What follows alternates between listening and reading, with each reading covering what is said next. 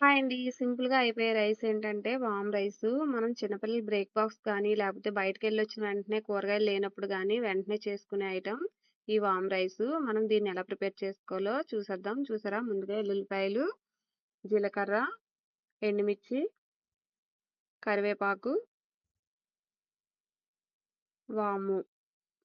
ముందుగా స్టవ్ వెలిగించుకొని, ఇలా కళాయి పెట్టుకొని, ఆయిల్ ఎక్కువ వేసేసుకోకూడదు. తక్కువగానే వేసుకోవాలి.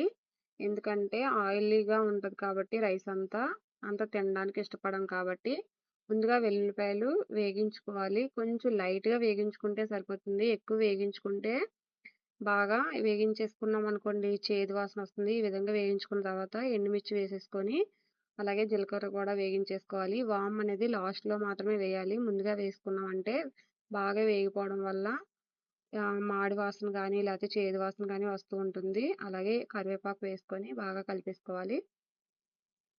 ఇలా కలిపిన తర్వాత ఇందులో మనకి ఎంతైతే సాల్ట్ పడుతుందో ఆ రైస్‌కి తగ్గట్టుగా సాల్ట్ అనేది మనం వేసుకోవాలి. వేసుకొని ఈ ఆయిల్‌లోనే మనం స్ప్రెడ్ చేసుకున్నామంటే మన రైస్ అంతటా కూడా బాగా స్ప్రెడ్ అవుతుంది. అలాగే మనం నైట్ మిగిలిపోయిన అన్నాన్ని కూడా ఇలా వామ్ రైస్ కింద చేసుకొని సింపుల్‌గా చేసుకొని తినొచ్చు. చూసారా? ఈ విధంగా మనం మొత్తం కలిపేసుకోవాలి.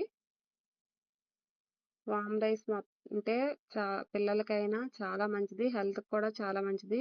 మార్నింగ్ బ్రేక్‌ఫాస్ట్‌కి చాలా బాగా